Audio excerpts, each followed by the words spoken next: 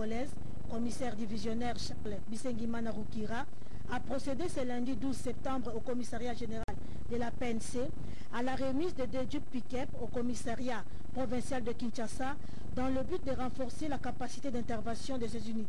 C'est le commissaire provincial adjoint de la PNC Kinshasa en charge d'appui et gestion qui a réceptionné ces engins.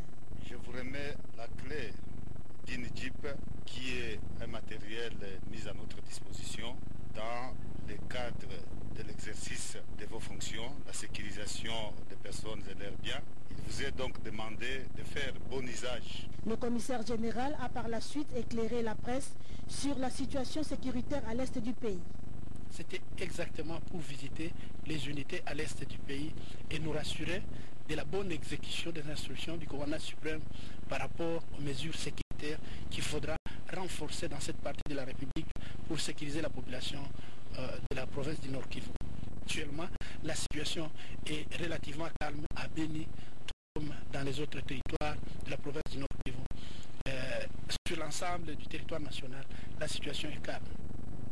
Et puis ce communiqué de service, tous les agents et cadres de la direction de la Redevance sont invités à prendre part à la réunion de la direction qui se tiendra ce mardi 13 septembre 2016 à 10h au 10e niveau de la tour administrative de la Voix du Peuple. Compte tenu de l'importance des points inscrits à l'ordre du jour, la présence de tous est impérativement exigée. Faite à Kinshasa le 12 septembre 2016, le directeur de la Redevance, Belide Bunga Mvindu.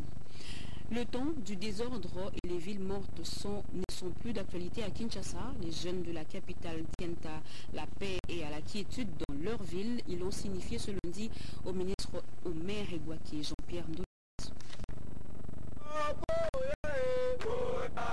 Le désordre ne passera pas dans la ville de Kinshasa. Omer Egwaki a tenu à le signifier aux jeunes qui voulaient être au parfum de l'évolution du dialogue. Pour le ministre Egwaki, ceux qui projettent le désordre ou la ville morte dans le pays ne se rendent pas compte des préjudices qu'ils font subir à la RDC. Il est temps, a-t-il dit, de barrer la route à tous ces fauteurs de troubles. Le désordre ne paye pas. Ce n'est pas par le désordre que les routes vont être construites, que les hôpitaux vont être alimentés en médicaments.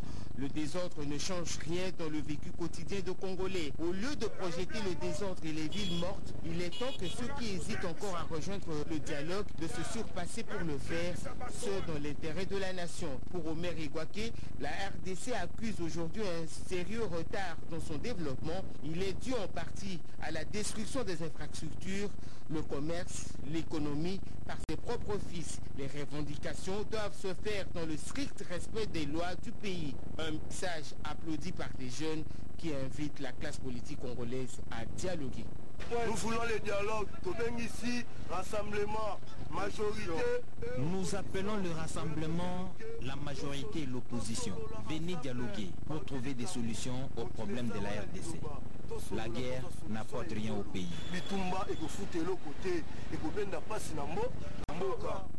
Les compagnons du musée Laurent Désiré Kabila soutiennent les travaux du dialogue national inclusif. Raphaël Guéna a dit au micro de Raymond Marilelo et Jacques Kabouaba. En effet, le dialogue national voulu inclusif par le président de la République, chef de l'État, constitue aujourd'hui une occasion idéale pour concevoir et booster un processus de mutation culturelle et politique en République démocratique du Congo. Dans cette perspective, l'inclusivité exigée à cette rencontre implique indubitablement une adhésion de toutes les forces vives au courant politique représentatif des Congolais. Il s'agirait donc de faire table rase et en s'inspirant des différentes expériences du passé, concevoir des bases nouvelles, la symbiose ainsi créée aura pour effet d'aiguiser le sentiment d'unité, de cohésion nationale et de patriotisme susceptible d'influer positivement dans les relations intercongolaises et de générer une nouvelle culture politique dans notre pays. Au PPRD, l'adhésion des nouveaux membres poursuit son bonhomme de chemin. Ce lundi 12 septembre, les adhérents sont venus par milliers dire oui au parti présidentiel.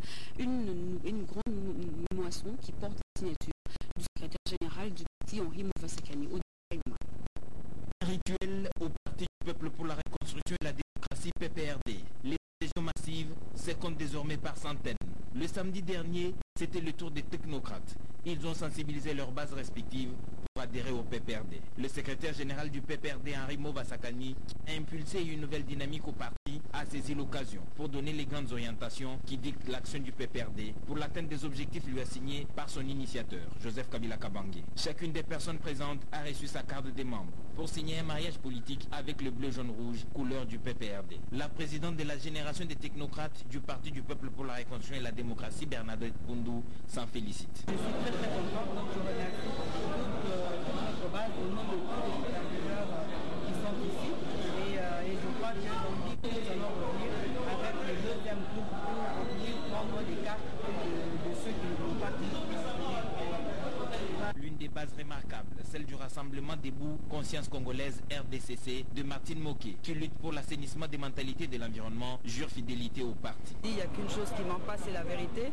Quand vous allez avec la vérité vers le peuple, dont je prône l'assainissement des mentalités, l'assainissement de l'environnement, le patriotisme, le nationalisme, c'est tous ces mots qui ont touché toute cette jeunesse et maman, cette population qui est venue en masse soutenir pour venir s'adhérer au parti, notre parti, le PPRD.